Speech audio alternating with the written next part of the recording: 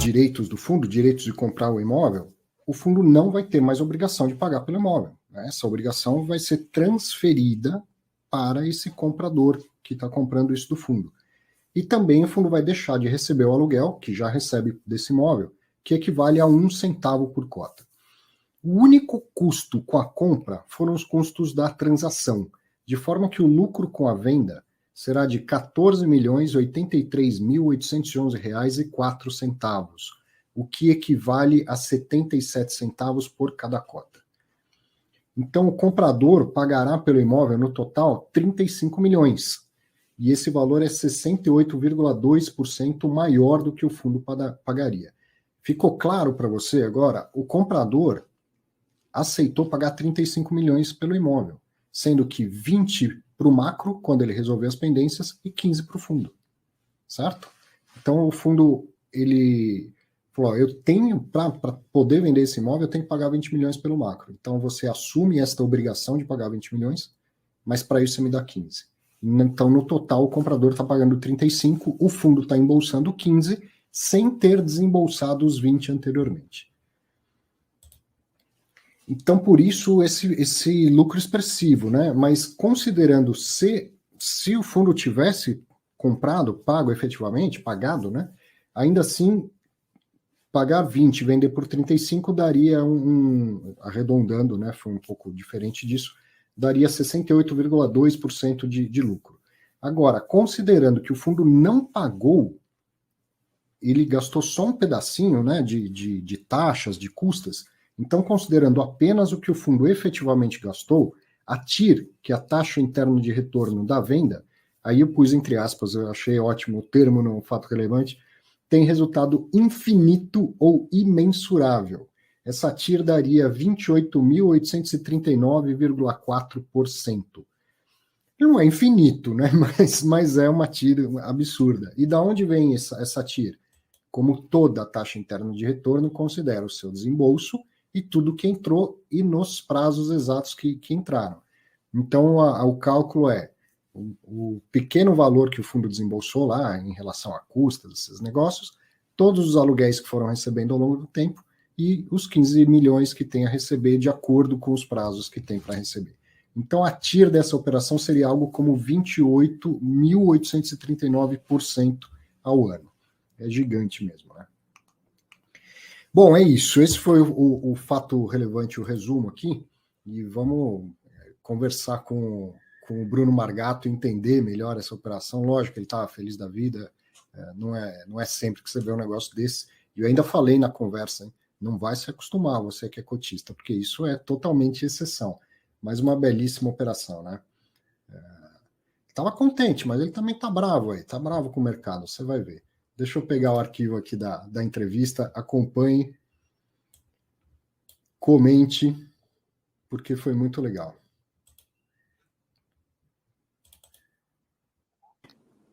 Você já se imaginou fazendo um negócio de taxa interna de retorno infinita ou imensurável?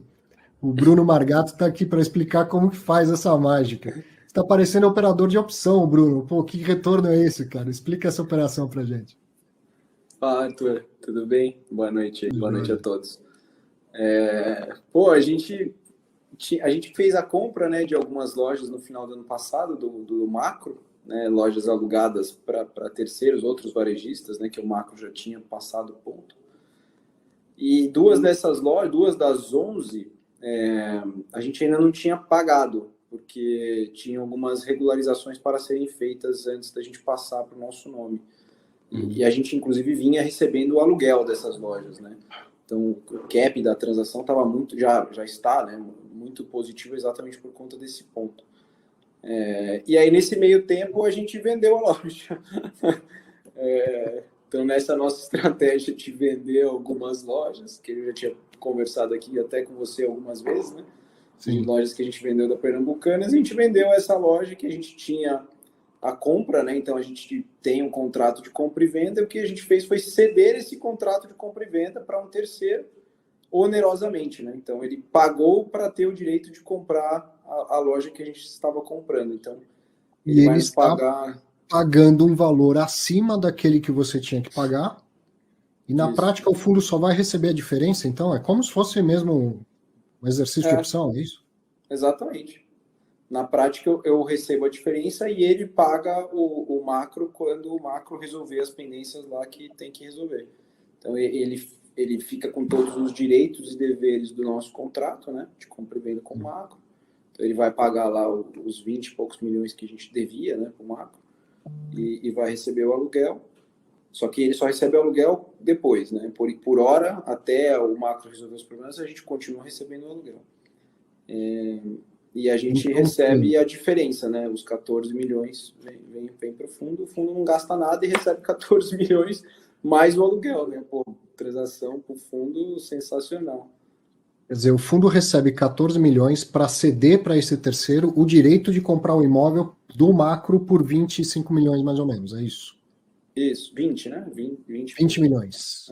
Isso. Exatamente E isso. aí, então, com isso, todo o valor que você recebe é lucro. É que nem vender direito de subscrição, é isso. Como teve Isso aí. custo zero de entrada, todo o valor da venda é lucro. Perfeito. Lucro de Tudo 14 milhões. 14 mais o aluguel que eu já recebi, né? Que esse aluguel já foi caixa, já foi distribuído, tudo. Sim, Mas em tese, assim, o lucro dessa operação como um todo, ela é 14 mais todo o aluguel que eu venho recebendo, que eu continuo, né, inclusive, recebendo. sim. Então, o lucro é super positivo. O cotista vai receber uns 15 milhões de reais sem pôr R$ 1 em risco, né? No fim é isso. Colocou um centavo em risco e vai... não colocou em risco, entre aspas, né? Porque a gente já tinha um contrato aí de compra e venda assinado, né? Então tinha um capital, vamos dizer assim, reservado, né? Mas a gente conseguiu já transacionar antes mesmo de colocar de fato o capital em risco. E aí que você escreveu que o cálculo dessa tira é imensurável, porque calculando é um retorno de 28.839,4%. Porque aí a gente colocou os custos, né? Porque foi a única coisa que o fundo pagou da transação. Então, considerando, dividindo, né, o custo da operação que a gente fez com o macro em 11, né, proporcionalmente a cada imóvel, a gente gastou, né, aquele dinheiro para fazer a transação, é justo. E aí, os 14 mais o aluguel dividido pelo quanto a gente usou de capital, dá 28, um retorno bem representativo. Né? No fim é infinito, né? Porque a gente praticamente não usou nada de retorno. Então, Sim. como eu ganhei dinheiro sem usar capital, a tira ela é imensurável mesmo. Não dá para medir. É uma exceção, né? Não é para o cotista achar que isso vai acontecer toda vez, né? Mas que belíssima operação. Não dá para fazer isso todo dia, né? Tem que ficar bem claro. Diz que a gente se esforça aqui, né? E tem boas ideias, mas fazer esse tipo de transação, acho que a inflação obviamente ajudou muito, né? Já dando um pouco da explicação. O fato da gente ter comprado de novo no atacado e vendendo varejo também ajuda, né? Então, um pouco da estratégia, inclusive de Pernambucanas, macro foi parecido. A gente entrou muito bem na operação também de macro, a gente entrou barato nos imóveis, a gente já tinha falado isso lá atrás, né? Na nossa opinião, era abaixo de custo de reposição. Como o custo de reposição andou muito em um ano, de lá para cá, precificou ainda mais a loja. Então, não é que o cara que está entrando num preço... Está entrando, na verdade, se for fazer conta aí, está entrando a 4 e pouco metros. Assim. Hoje, para construir uma loja de varejo, você não compra, você não constrói nesse preço. Assim. Ele está entrando no custo, não está pagando ágio. É que a gente entrou muito bem, né, que a gente já tinha citado. A gente pegou um time muito bom, um preço muito bom também. Então, a junção das duas coisas... E é aquilo que a gente vem falando, né? A oportunidade de fundo de tijolo, essa operação mostra muito isso, não só dentro do renda urbano, mas no negócio como um todo. Cara, a inflação andou 30%, 40%. E na prática é bem mais que isso, né? Para o setor, 30 foi o IPCA. Mas a construção civil foi muito acima disso. Então, a hora que você leva isso para o custo de reposição, e não vai voltar, né? Então o ativo vale muito mais, né? É um dado isso, né? Assim como o dinheiro também vale menos, né? No caso. Então comprar tijolo hoje a preços antigos, puta, tem muito upside. É isso que o povo tem que começar a enxergar, que o mercado imobiliário, sem contar isso, já está barato. Na minha opinião, né, obviamente. Contando ainda vem a isso, desvalorização das cotas, fica mais interessante ainda. ficou muito interessante, assim, tá, é bizarro. Não à toa a gente conseguiu fazer essa transação. O pessoal tem que entender isso, isso é um recado. Não é que a gente fizemos uma transação, 2 mil, não é isso. Isso só foi feito porque o mercado está muito favorável. Exatamente. Não é porque a gente é mago aqui, né? O mercado está favorável. Assim, a inflação andou muito, tem um descolamento claro. Então tem preço. Isso vai acontecer. Não só na gente, acho que os outros gestores começando a vender ativo também, que eu acho que é um pouco da lição de casa que todo mundo deveria estar fazendo e olhando, para, né, precificar melhor as cotas como um todo. A gente aqui começou a vender ativo na Rio exatamente por conta disso. Eu já falei disso algumas vezes.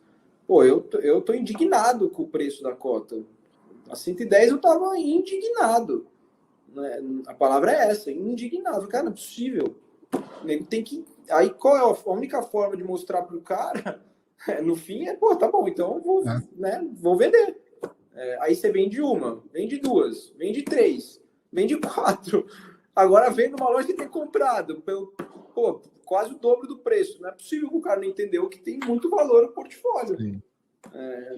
É o que eu falo, o fundo imobiliário ele junta o mercado financeiro e o mercado imobiliário, ele não é nem só um nem só outro, mas o preço das cotas está assim, refletindo só a lógica financeira, e tem uma lógica imobiliária que você está evidenciando com esses negócios, que a venda do Infinity, onde você está aí trabalhando agora, né, o CSHG fica no Infinity, evidencia as operações do mercado imobiliário, estão deixando isso muito bem claro. Exato. E o próprio Infinity, você achou que o pessoal que comprou aqui o Infinity, são caras que conhecem o mercado imobiliário como ninguém, né? Exatamente. Estão falando de caras que, os caras construíram o próprio Infinity, né? Foram eles que fizeram, né, o trio. Esses caras entendem muito do que eles estão fazendo, eles conhecem muito os ciclos imobiliários, então assim, eles sabem o que é preço e por que eles pagaram esse preço, porque eles sabem quanto custa para construir o Infinity de novo. Né? Quanto é que foi o CEPAC? Parte desse pessoal tá fazendo um prédio aqui na frente, inclusive. Parte do grupo, né? A pessoal da MY tá fazendo um prédio aqui na esquina. Ele sabe quanto custa, quanto custou o CEPAC, quanto custou o terreno, quanto custa a obra e quanto subiu a obra, porque está no meio de obra e com certeza está sendo impactado. Na hora que o cara faz a conta, ele fala, o prédio alugado, sem custo de capital, sem nada, porque fazer um custo de uma obra, de um negócio que demora 3, 5 anos, você tem que botar o custo do capital, né? O seu capital vai ficar empatado 5 anos, né? Vai empatando com o tempo. E a maior parte, no caso de edifício corporativo, você põe antes, né? Porque você compra o CEPAC, o terreno, que é o grosso, né? A obra é pouco frente ao terreno e o CEPAC, num caso, como um prédio desse. Então, o custo de construção, o custo de reposição, além de ser alto, ele é muito alto no início.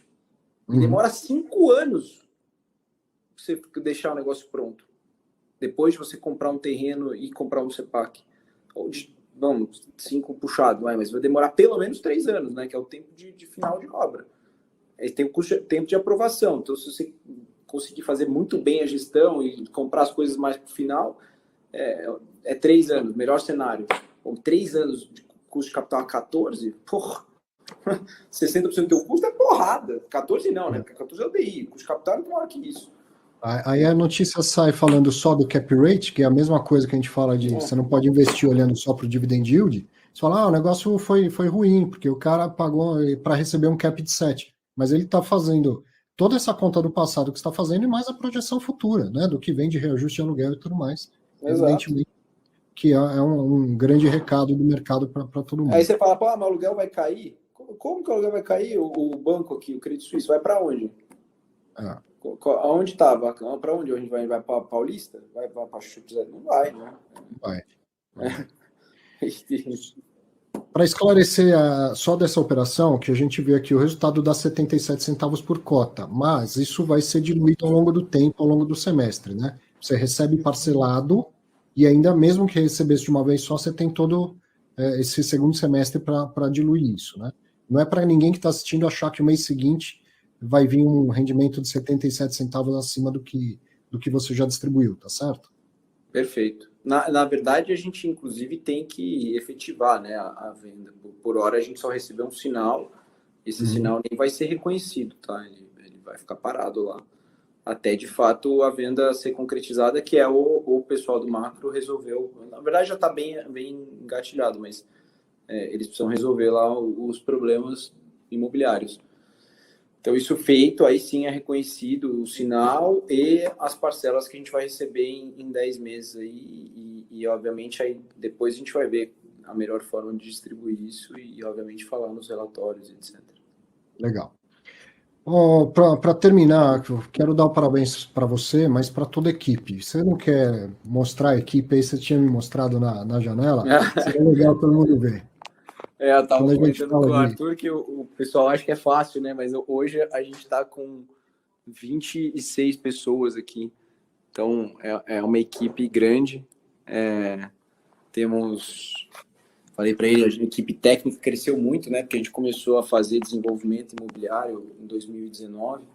Então, a gente teve que contratar bastante gente, tanto no fundo de laje corporativo quanto no logística. Então, a gente fez alguns desenvolvimentos. Retrofit, no caso do RE, e alguns desenvolvimentos no logística. A equipe cresceu muito. A gente está com hoje 26 pessoas fazendo só real estate, né? Olhando só os nossos fundos imobiliários. Aliás, até a semana passada a gente completou 10 bi, né? Um marco sim, aqui para a gente. Tocaram o sino lá na B3. A gente foi lá na B3 comemorar. A gente está aqui há 5 anos e meio, né? A equipe. Eu, Augusto, principalmente desde o início. E aí a equipe foi se juntando, mas a gente está junto praticamente todo mundo desde daquela época que teve a saída do pessoal da Red, né? E aí de lá para cá a gente teve alguns ups and downs aí, né? Algumas perdas, alguns ganhos, mas acho que a gente fez uma boa gestão nesses últimos anos e hoje, semana passada, completamos aí com a captação do logística 10 bi. Então um marco bem bacana aqui para a gente, estamos bem contentes. Parabéns. E aí comemoramos com o RU também, né? Na segunda-feira já conseguimos aí fazer essa venda, que foi muito boa para o fundo. Então também trouxe também mais uma alegria aí para a turma. Muito bom. Obrigadão, Margato. Um abraço para você. Valeu, Arthur. Obrigado aí por fazer parte de novo. Abração. Até mais. Que legal, né? Legal ver também lá o back-office, ver o office em si, né? Ver o escritório. Aquele pessoal todo só da gestão, né? Não só do HGRU, de todos os fundos, mas é só da gestão. 20 e tantas pessoas. É isso que eu acho importante a gente ver também, né? É tão bom quando a gente escuta o gestor, mas é o gestor e toda a equipe de gestão. Fiquei contente que deu certo do Margato mostrar, ainda que brevemente, o pessoal trabalhando lá. Todo aquele pessoal está trabalhando por você, cotista dos fundos do CSHG. O mesmo acontece em várias outras gestoras, né? Muito bom, muito bom. Operação, assim, eu vi comentários, alguém falando, tinha que ser toda vez. Não, toda vez não vai dar, né? Mas belíssima operação do HGRU. Mais uma vez, parabéns para todo mundo.